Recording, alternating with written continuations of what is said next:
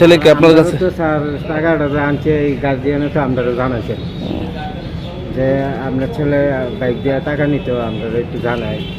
এই কাজে তো এরা তো আমরা জানাইছেন, এর মাও না, এর বাবাও না, এর বউ তো এইটা জানাইছে। তুই এখন এটা আর বেশি হয়ে যাও না, চাপ দিছে, এই চাপের পরে দেওয়া।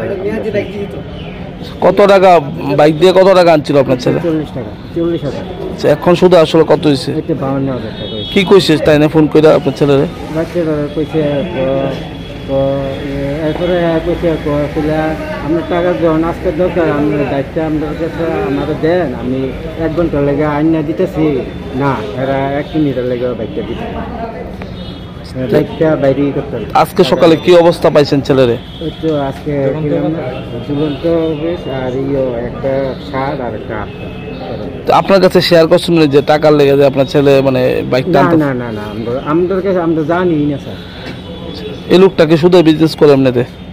এমনি করে জানি, ওখানে ওখানে করে যে ওখানে মনেও করে, নাহলে কি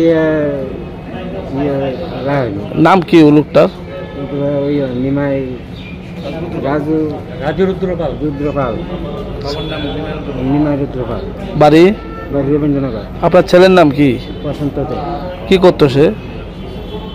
ওই তো করলাম না, পরে হোটেলের থেকে ওই পরে যুগালি কাজ করতেছে, বাইকেরও তো ফাইন্যান্স করে। এখন আপনারা ওই লোকটার বিরুদ্ধে কোনো মামলা দিতেছেন?